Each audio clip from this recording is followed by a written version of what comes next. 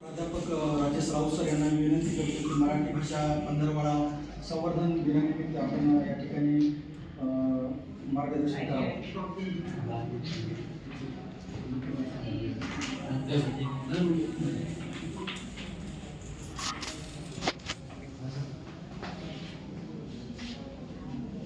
मराठी भाषा पंधरवडा या शासकीय उपक्रमांतर्गत आज हदगाव तहसील कार्यालयामध्ये आपण मराठी भाषेचं संवर्धन करण्यासाठी शासकीय परिपत्रकाप्रमाणे प्रत्येक शासकीय निमशासकीय खाजगी आस्थापना शाळा महाविद्यालयामध्ये 14 जानेवारी ते 28 जानेवारी या कालावधीमध्ये हा पंधरवडा साजरा करतो.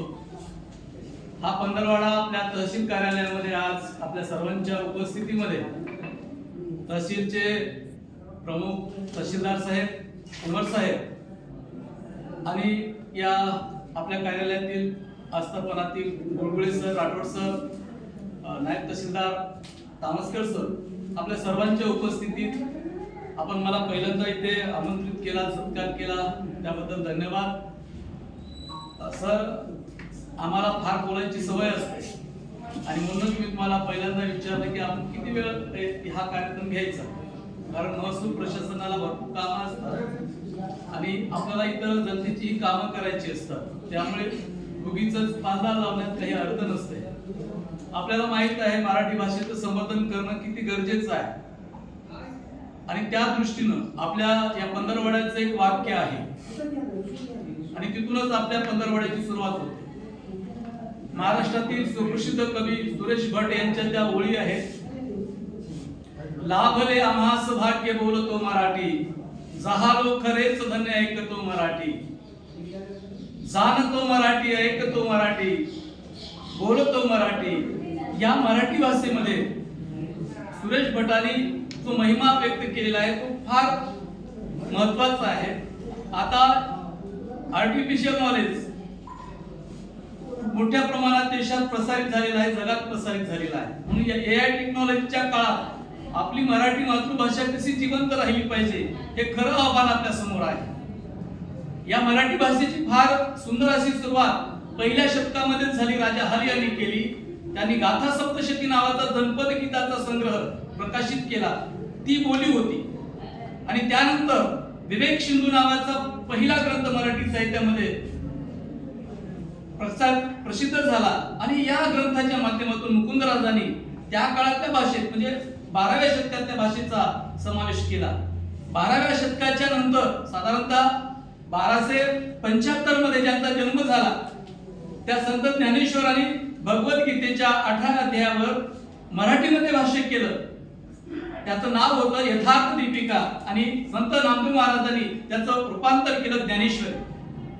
माझा मराठाची बोलू कौतुके परी अमृताते ही पैजा जिंके, ऐशी अक्षरे रसिके मिळविन असं म्हणणारे ज्ञानेश्वर महाराज आपल्याला पुन्हा सांगतात बोली अरूपाची रूप दाखविन. ही बोली जी आहे ती अरूपाचं रूप दाखवी म्हणजे अरूपाचं सामर्थ्य दाखवण्याचं जी शक्ती आहे ते मातृभाषेत असते. म्हणून मातृभाषा ही जतन करणं, तिचं संवर्धन करणं हे ती भाषा बोलणाऱ्याचं पहिलं कर्तव्य आहे.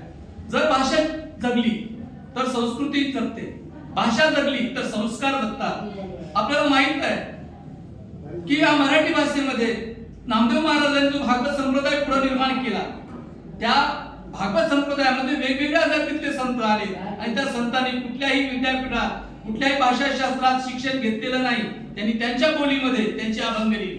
ज्ञानेश्वरांची ओवी, तुकोबांची अभंग, नामदेवाची पद, एकनाथांचं भारुड, अग्निदासांचा पोवाडा, रामजोशाची लावणी ही सगळी आपल्या मराठी साहित्याची एक सांस्कृतिक संचित आहे, संपत्ती आहे. मग ही संपत्ती आपल्याला पुढच्या पिढीकडे सुपूर्द करायचं की नाही हा खरा प्रश्न आहे. मग हा प्रश्न जर आपल्याला निकाली काढायचा असेल तर मराठी भाषेचं संवर्धन होणं अत्यंत गरजेचं आहे. ही भाषा जिवंत राहिली तर आपली संस्कृती, आपला समाज आणि आपल्या सांस्कृतिक मूल्यांचं जतन होणार आहे. जे मूल्य आपल्याला इंग्रजी भाषेत मिळणार नाही किंवा इतर कुठल्याही भाषेत मिळणार नाही. आपल्याला किती लोकांना माहिती आहे Aristotle, Leo Tolstoy, Hobbes, Locke, Rousseau, Lenin, Plato Aristotle कुणाला माहित नाही, परंतु महाराष्ट्रातल्या प्रत्येक माणसाला महाराष्ट्रात जन्माला आलेले संत माहित आहेत. आणि म्हणून संतांची वाणी आहे, लोकांची भाषा आहे, लोकांची संस्कृती जतन करणारी ही भाषा आहे. म्हणून ही भाषा जिवंत राहिली पाहिजे. माझ्या मराठी मातीचा लावा ललाटास टिळा, तिच्या संघाने जागल्या दऱ्या खोऱ्यात गेली शिळा. दुसरा कृतांनी तेच सांगितले. आणि म्हणून ही मराठी तुमची आमची आहे. सेनापती बापट म्हणतात महाराष्ट्राच्या संदर्भात की जर हा महाराष्ट्र वाचवायचा असेल तर या राष्ट्राची शान आहे, तो महाराष्ट्र आपण वाचला पाहिजे.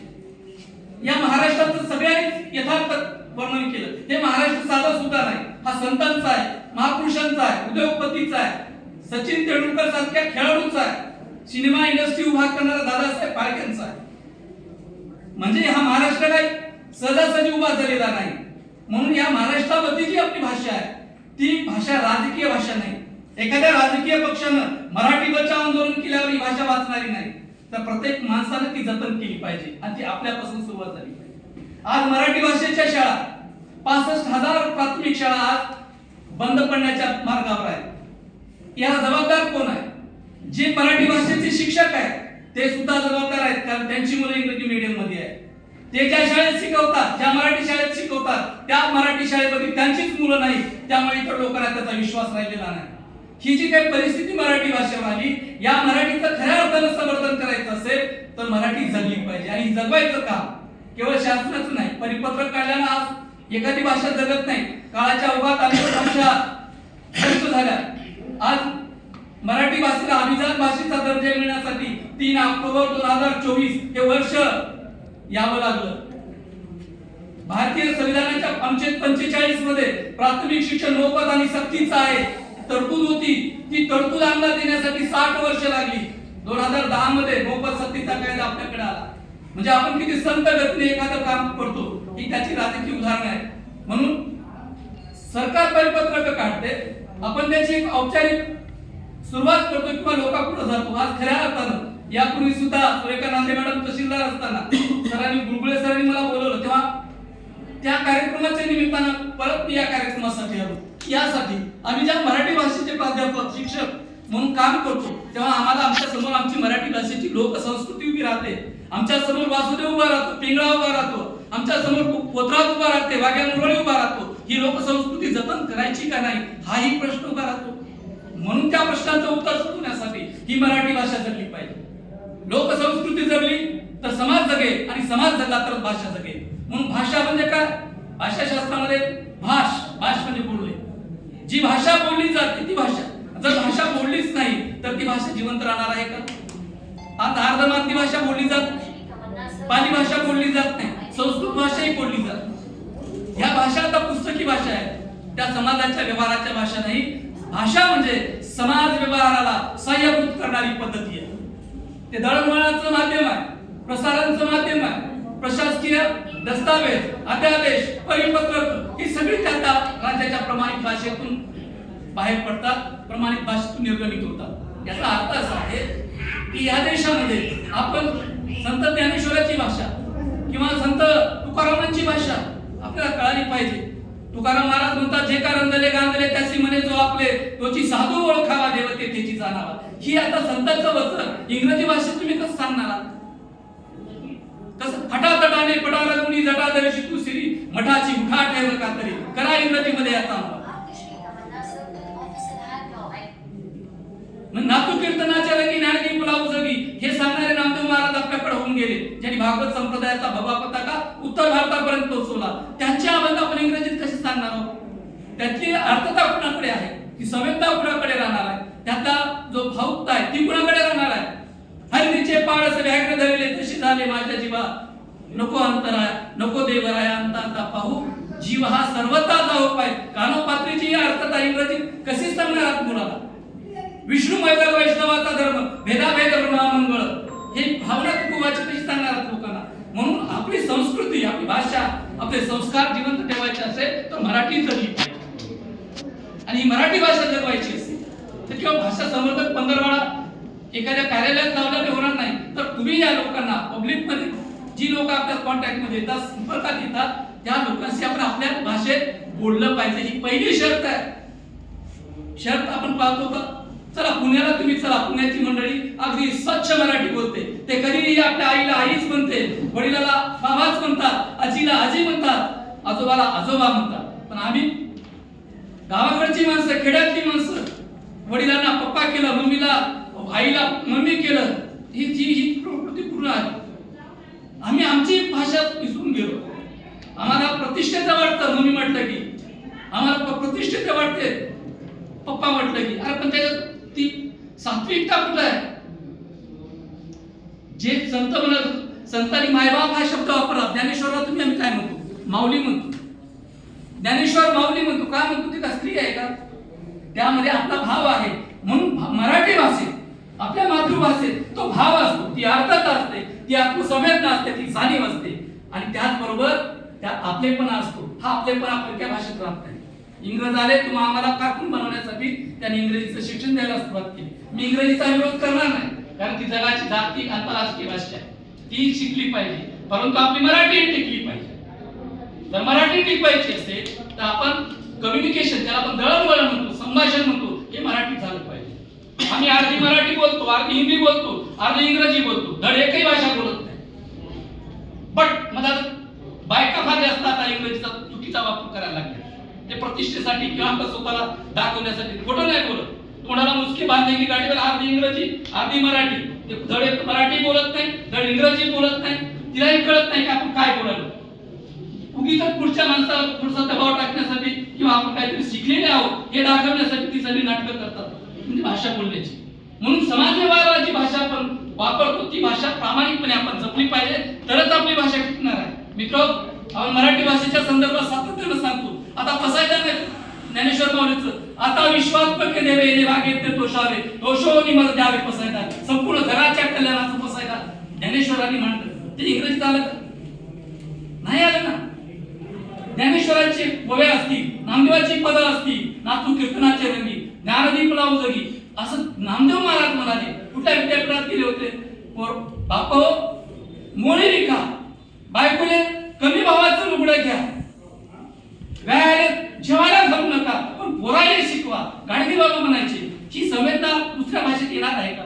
गाडगे बाबाच्या विचारांचा अनुवाद आपण कसा करणार आहोत? तुकोबांच्या भाषेचा अनुवाद कसा करणार आहोत? म्हणून आपलीच भाषा आपल्याला टिकवावी लागणार आहे, आपलीच संस्कृती आपल्याला टिकवावी लागणार आहे, त्याशिवाय भाषा टिकणार नाही. म्हणून प्रशासकीय कर्मचाऱ्यांच्या संदर्भात आपली एक गोष्ट लक्षात ठेवली पाहिजे. मराठी भाषेचा शिक्षक आहे, त्याला पगार भेटते म्हणून तो मराठी भाषेचा फार पुढकार करतोय, अशातलाही भाग आहे. जर आपली आता राजकारणाची इश्यू येतात, मराठी भाषा, मराठी अस्मिता, मराठी झेंडा, मराठी मुलूक, हेही नाही. केवळ स्वार्थासाठी मराठी टिकणार नाही. काळाच्या ओघात पावलं ओळखून आपल्या संस्कृतीनं जे काही भौगोलिक दृष्ट्या आपल्याला ज्ञान दिलेलं आहे ते टिकलं पाहिजे. नेवाशाला उगीच 16व्या वर्षी ज्ञानेश्वरी नाही लिहिली.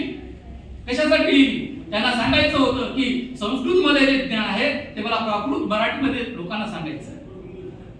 बेळगोळला मोठा पुतळा आहे बाहुबलीचा आणि त्याच्या खाली ओळी आहे, श्री चामुंडराय करविले गंगाराजे सुताले करविले, मराठीतल्या या ओळी आहे आणि ते कर्नाटक मध्ये आहे.